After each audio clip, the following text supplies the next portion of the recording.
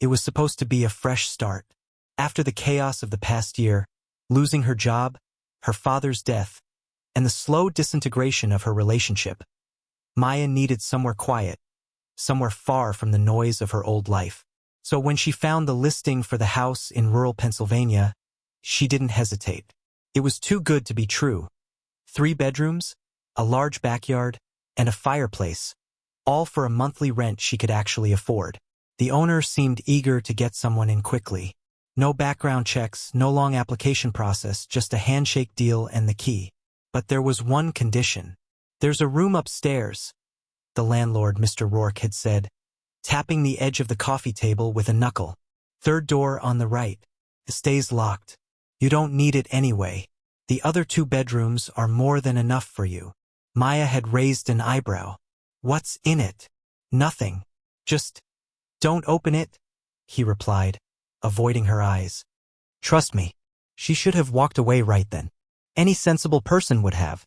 But Maya, being who she was, curious, stubborn, maybe a little reckless, had simply nodded and signed the lease. The first few days in the house were uneventful. It was quiet, almost unnervingly so. No traffic, no neighbors blaring music, no late-night parties like back in the city. Just trees, wind, and the distant hum of insects. Maya spent her time unpacking, setting up her little home office, and walking through the backyard with her coffee each morning. For the first time in months, she felt like she could breathe. Except, there was always the door. It was an old wooden thing, pale gray with peeling paint, and a black iron knob that wouldn't budge. Maya tried it once, lightly, just to see. It was definitely locked. No keyhole that she could find, either. Just sealed. Every time she passed it in the hallway, she felt its presence, as if it watched her. She brushed off the feeling. Probably just her imagination, she told herself. But on the 3rd night, as she lay in bed, something woke her. A sound. Tap, tap, tap. She sat up, heart beating a little faster. It was faint, but unmistakable, like knuckles rapping gently on wood. She grabbed her phone and checked the time. 2:14 a.m. Holding her breath, she walked toward the hallway. The tapping stopped. She stood in front of the locked room. Silence. Then, so soft she almost missed it, a whisper. She spun around. No one was there. She hurried back to her room, locked the door, and barely slept the rest of the night. The next day, while grabbing groceries in town, she asked the old cashier at the general store if she knew anything about her new place. The woman hesitated, her hand frozen halfway to the scanner. "You took the Rourke house?" she asked slowly. Maya nodded. The cashier frowned. "You mind some advice?" "Go ahead. Don't go in that room," she said quietly. "Don't even think about it." Maya laughed, trying to keep it light. "Everyone keeps saying that." "Why?" The cashier didn't smile back. "Because not everyone comes out." That night, Maya double-checked all the doors and windows before bed. The air in the hallway felt heavier now, thicker, like the house itself was holding its breath. She stared at the locked room for a long time, her fingers twitching toward the handle. It didn't move, but she could swear she heard breathing on the other side. Maya couldn't let it go. The warning had stuck with her, the cashier's voice low and serious, the way Mr. Rourke had avoided her gaze, the tapping at night, and now the silence that pressed in every time she passed that door. It was like the room itself was calling out, daring her to open it. But she needed answers first. She started at the local library. It was small and dusty, the kind of place that probably hadn't had a new book since the 1990s. But the librarian was helpful and surprisingly eager to assist when Maya mentioned the address. "Oh," the woman said, pulling a pair of glasses from the neckline of her sweater. "That old place. You know, you're not the first to ask about it." "Really?" Maya asked, raising an eyebrow. The librarian nodded and motioned for her to follow. "Come with me." They walked to a back room full of archived newspaper clippings and town records. The librarian pulled out a box marked 1970s, 2000s, and began sifting through the contents until she pulled out a yellowed article. "Here, this might interest you." Maya took the paper. The headline read, "Local man missing. Police stumped after 3 weeks of searching." She scanned the article. The missing man's name was Henry Rourke, same last name as her landlord. He had vanished from the house in 1996. No sign of struggle. No signs of forced entry or exit. Just gone. He was the landlord's brother, the librarian said. The family lived there for years. Henry was the youngest. "What happened?" Maya asked. "No one knows. He was home alone. When his mother came home from work that night, he was gone. The only odd thing was that she said the door to his bedroom was locked from the inside. Police broke it down, but nothing. Maya stared at the paper. Did they ever find anything? Not a trace. Some people said he ran away. Others said something else. The librarian lowered her voice. They said the house took him. Maya swallowed hard. What do you think? The librarian paused, then said, I think that family never recovered. Mr. Rourke moved out soon after. The house stayed empty for almost 10 years. Then they started renting it out cheap. People came and went quickly. Most didn't stay more than a month. Maya took a picture of the article with her phone and thanked the librarian. As she drove back to the house, her mind raced. Something had definitely happened there. And Mr. Rourke had never said anything about his brother. Why? That night, the dreams started. In them, Maya stood in the hallway facing the door. It always looked the same, peeling gray paint, iron knob, but in the dreams, the door wasn't locked. It stood slightly open, just enough for blackness to pour out like smoke. She would step closer. Her fingers would touch the doorknob. And then she'd hear it, a voice. Small. Childlike. Help me. She would wake up in a cold sweat every time, heart pounding, breath shallow. Over the next few days, the sounds got worse. It wasn't just tapping anymore. Sometimes it was scratching, light, slow, like fingernails against wood. Sometimes she heard whispering right outside her bedroom. Once, when she came home from the store, all the picture frames in her hallway had fallen face down. Still, the door remained closed. And locked. Maya went online next, searching through forums and old blog posts. She didn't find much, but she stumbled on a comment thread in a paranormal subreddit about the house with the locked room. Someone claiming to have lived there wrote, "You don't understand. It's not that the room hides something. The room remembers. And it wants. Stay out."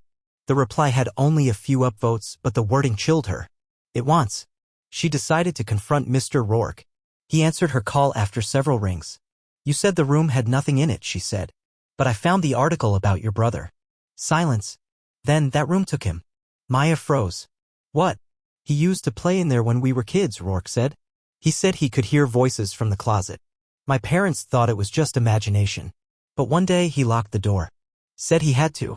We never saw him again." "Why keep the room locked?" "To keep it asleep," he said. "Don't wake it up, Maya. Please." Then he hung up. That night, the door was slightly open. The house no longer felt like a home. It had only been a few weeks, but Maya felt as if years were slipping by inside those walls. Her routine became rigid, robotic, wake up, shower, avoid the hallway, and pretend nothing was wrong. But every time she passed the third door on the right, something inside her stirred. A growing itch. A quiet voice urging her, just look inside. The door remained closed, but no longer fully shut. It always seemed to be cracked open just an inch wider than before. And that inch whispered like an invitation. She started dreaming more vividly, dreams where she walked through the door and found herself in an impossible room far larger than the house should allow. Sometimes it was filled with mirrors. Sometimes it was pitch black. Sometimes it looked like her childhood bedroom. But always at the center was someone standing with their back to her. A figure. Motionless. Waiting. Each morning she would wake up feeling more drained, as if the dreams were feeding off her energy. Her reflection began to look thinner, more pale, with dark rings circling her eyes. She told herself she was just tired. But in her heart, she knew the truth. The room was doing something to her. One rainy afternoon, while looking for a spare light bulb in the basement, Maya discovered an old wooden box buried beneath a tarp. It was locked with a small latch, but the wood was rotted and gave way with a slight tug. Inside, nestled between yellowed paper and a child's drawing, was a rusted key. She held it in her palm, the cold metal biting into her skin. It had no label, but she knew. Somehow she just knew it belonged to that room. Her breath quickened. She clutched the key tightly and ran upstairs. She stood in front of the door, heart racing. The hallway was dead silent. Hand trembling, she brought the key to the knob. But she couldn't do it. Not yet. Instead, she tucked the key away in her pocket, backed away from the door, and slammed her bedroom shut behind her. That night, her dream changed. She wasn't alone. In the dream, she stood in the hallway as before, facing the gray door. But this time, something moved behind her. She turned and saw herself, another version of herself, walking toward the door, eyes hollow and mouth slightly open. The double looked at her and whispered, "If you don't, I will." Then the dream ended. When she woke, her bedroom door was open. She never slept with it open. The following day, Maya called her best friend, Sam. She hadn't spoken to him much since moving in. She didn't want to sound crazy, but she needed someone to ground her. "I know it sounds insane," she told him over the phone, pacing.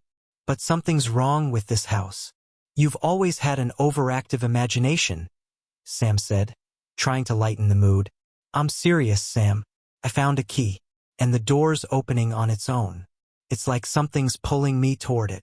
There was silence on the line. Then Sam asked, "Do you think you'll open it?" Maya paused.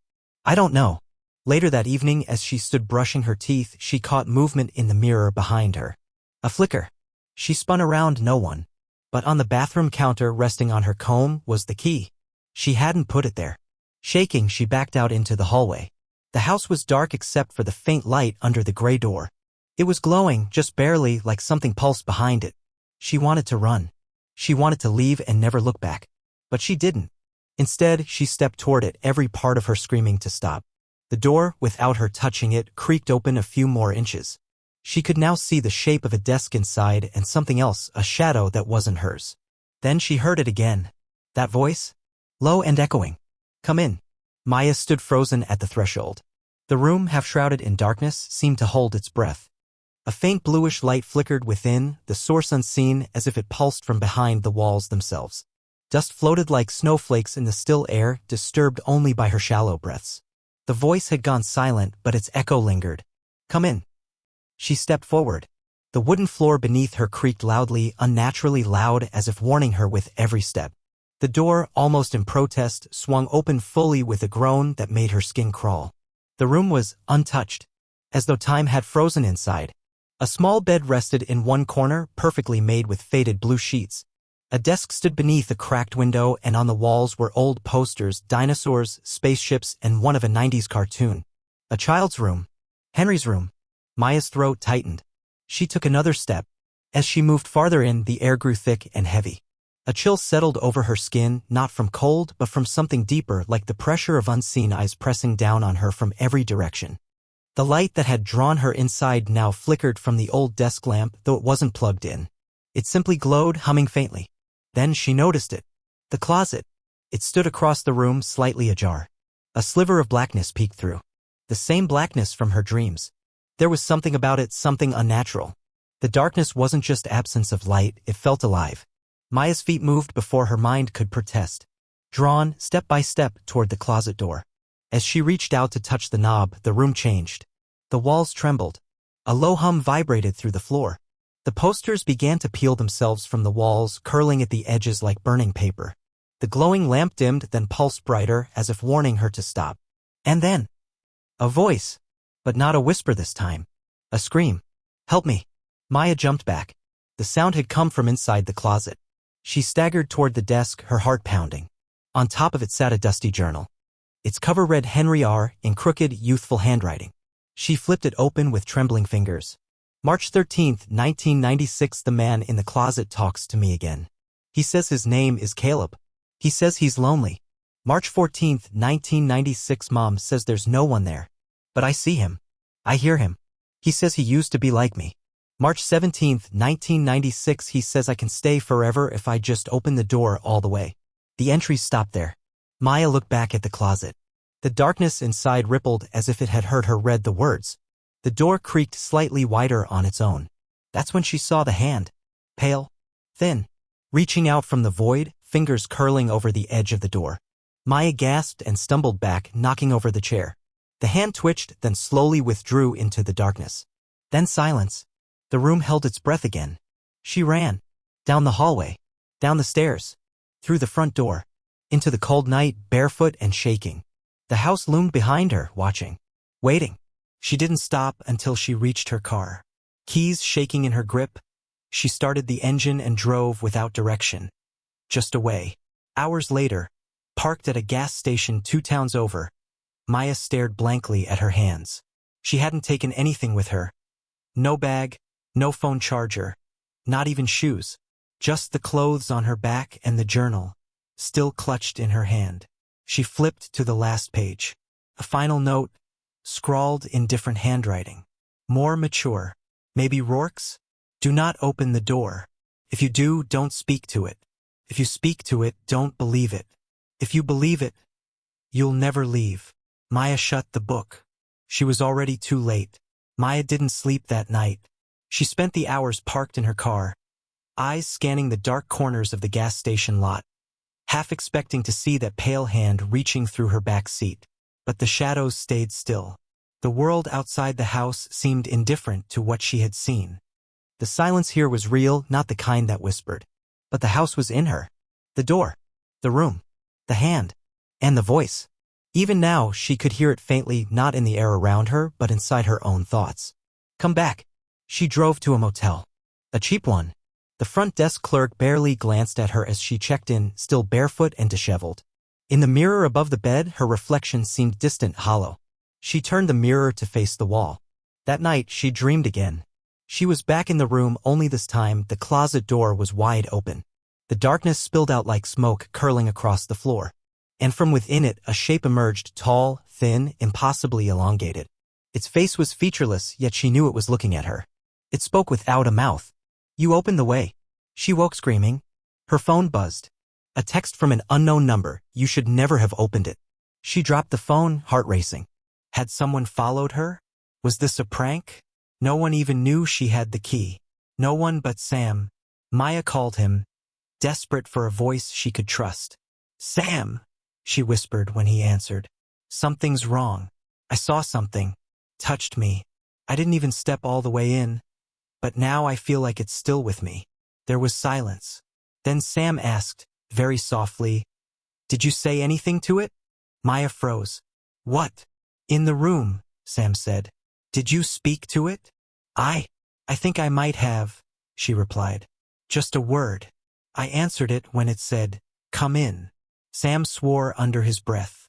Why? Maya demanded. What do you know? After a long pause, Sam told her the truth. When we were kids, I stayed over at Rourke's once. He dared me to open the room. I tried, but it was locked. Later that night, I heard someone crying from inside. When I asked his parents about it, they just said, Never open the third door. They looked terrified. Like really terrified. I never went back. Maya's stomach turned. Did you ever ask Rourke why they kept the room? She asked. Yeah, Sam said. He told me Henry disappeared when he was 10. Just vanished from the house. Everyone thought he ran away. But Rourke said he was taken. From the inside. A sudden pressure filled Maya's chest. She felt like something heavy was sitting on her lungs. What if? She started, but couldn't finish. Her voice cracked. Maya, listen to me. Don't go back there, Sam said firmly. Whatever's in that room, it's not just some ghost. It feeds. If you spoke to it, you've opened a connection. You need to break it. How? She asked, but the line went dead. The phone buzzed again. A voicemail. No number. She hesitated, then pressed play. Static. Then a voice, distorted and layered, both hers and not hers. You can't close what you opened. The message ended. The motel room felt colder. The lights flickered once, then stabilized. Maya stepped into the bathroom, turned on the faucet, and splashed water on her face. As she looked up, she saw her reflection again, but this time something was behind her. A figure. No features. Just standing there. She turned. Nothing. But when she turned back to the mirror, her reflection no longer moved with her. Her real self raised her hand. The reflection stayed still. It smiled. Maya stumbled back, grabbing her car keys. She had to end this. Whatever connection she had created, it was growing. She couldn't run from it anymore. There was only one way forward. She had to go back to the house, to the room, and into the dark. The sun was setting as Maya pulled into the gravel driveway of her late uncle's house once again. The structure seemed more decayed than she remembered, its walls hunched like shoulders under an invisible weight. The sky behind it was bruised purple, and the wind was still unnaturally so. She sat in the car, gripping the steering wheel. Her heartbeat drummed against her chest like a warning. But she didn't listen. She had made a choice. Armed only with Henry's journal and a flashlight, Maya stepped out and made her way toward the porch. Every board groaned beneath her feet, like the house remembered her trespass. She unlocked the door. Inside, the air felt heavier than before. The silence wasn't just silence anymore. It had depth, a hum beneath reality, as if something was listening, waiting. She didn't call out. She knew better now. She climbed the stairs one slow step at a time. Each creak of the wood sent a chill up her spine. When she reached the hallway, she paused. The third door was already open, waiting for her. A flickering light pulsed faintly from within, the same unnatural blue glow. Maya stepped in, flashlight ready, but she didn't turn it on yet. She wanted her eyes to adjust, to see what she needed to see, not what she wanted to believe. The room hadn't changed. Posters still curled on the wall. The bed still untouched. The desk still held the glowing lamp. And the closet still ajar. But the hum was louder now. Not just a sound, but a feeling in her bones. Like her entire body was being tuned to some ancient, wrong frequency. She approached the closet, the journal clutched to her chest. "I'm not afraid of you," she whispered. A soft voice answered from the shadows. "You were." The closet door creaked open wider, the darkness inside rippling like a curtain underwater. From within, shapes moved too fast to register. Faces almost formed, then vanished. Whispers hissed from the black, dozens of them layered and desperate. "It hurts here. Don't forget me. I was hungry. Come closer." Maya opened the journal. She turned to the last page, where the warning had been written. "Do not open the door. If you do, don't speak to it. If you speak to it, don't believe it. If you believe it, you'll never leave." "I made a mistake," she said aloud, forcing her voice to stay steady. "But I didn't believe you. I don't believe you now." The whispers stopped. Silence fell, so sudden it rang in her ears. Then a new voice, clear and familiar, "Maya." She turned. Standing in the far corner of the room was a boy, no older than 10, pale, wearing a faded dinosaur t-shirt. His eyes were wide, pleading. "Henry," she whispered. He nodded slowly. "Help me." Maya's breath caught in her throat. She stepped closer before she could stop herself. "How are you still here?" "I didn't mean to open it," Henry said. "It talks to kids. It said it was my friend." Maya was shaking. "We can get you out." Henry's face shifted. Too fast. Too sharp. His mouth opened wide, impossibly wide. "You believe me now?" The voice wasn't Henry's anymore. Maya screamed and staggered back as his form dissolved into smoke sucked violently into the closet's void. The darkness surged forward, reaching for her. She dropped the journal. In that moment, she remembered the entry dated March 17, 1996. "He says I can stay forever if I just open the door all the way." She understood. The creature, whatever it was, didn't want escape. It wanted permission. It couldn't fully enter her world unless someone let it in. Someone who believed. She had to close the closet. Physically, mentally, spiritually. "I don't believe you," she said. "Louder now?" "You're not real. You're a lie." The darkness shrieked. The walls vibrated. A piercing sound filled the air, like metal bending, like glass fracturing. Maya reached forward and slammed the closet door shut. Instantly, the hum stopped. The room went still. The glow faded from the lamp. The air cleared. Her heart slowed. She fell to her knees, gasping. The journal lay beside her, closed. The final page now blank, as if its warning had erased itself the moment the danger passed. Maya stayed in that room for a long time, listening. But the whispers did not return. The house had changed. Maya could feel it the moment she descended the staircase, her hand trailing the railing that no longer felt cold. The silence inside no longer pressed against her skull. It was simply silence now, hollow, yes, but no longer malevolent. As if something had let go. She moved through the room slowly, like someone navigating an unfamiliar version of a familiar place. It all looked the same, dusty furniture, cobwebbed corners, the faint scent of rot and time. But the feeling had shifted. The house was breathing again. Outside, the sky had darkened completely, but Maya didn't mind the night now. She opened the front door and stood on the porch, watching as the wind picked up for the first time in days. Trees moved gently like they were waking from a spell. And inside her, something had shifted too. It wasn't just fear that had left, it was weight. The fear had roots, and those roots had been in her long before she opened the door to that room. Henry's journal had stirred something deeper than curiosity. It had awakened an ache she didn't realize she carried. The ache of not knowing. Of unresolved grief. of unfinished stories. The house had always been a place of mystery in her family. They spoke of it with carefully chosen words, skipping over the uncomfortable details. No one ever talked about why it had been locked for so long. No one ever explained why Henry had really disappeared. Now she knew. Not every story ends with answers, but some stories require acknowledgement. This house had needed someone to see what was hidden, to name what had been avoided. As Maya walked through the house one last time, she stopped by the study. There were photo albums stacked in the bottom drawer of her uncle's desk, pictures she'd seen in childhood, but now they looked different. In the oldest album, between yellowing pages, was a photo of Henry. He stood next to the third bedroom door, grinning, one hand resting on the knob. Behind him, just barely visible in the shadows of the frame, was a blur. Not a trick of the camera. A figure. Maya stared at it, her breath catching. Even in the photograph, she felt it. The presence. Watching. Waiting. It had been part of the house for far longer than she had realized. Maybe it had always been there. Maybe it was the house. She took the album and left it on the kitchen table next to the journal. She had decided not to take them with her. They belonged here, this story was not hers to carry forever. But as she prepared to leave, something compelled her to return to the third bedroom one last time. She climbed the stairs again. The hallway was quiet. The third door remained shut. Maya placed her palm against it, not to open it, just to feel the wood. There was no hum now. No whispers. No presence. Just a door. And something occurred to her, not everything that had happened inside that room had been paranormal. Some of it, she now realized, was personal. The entity, whatever it was, had taken the shape of memories. Regrets. Guilt. Fear.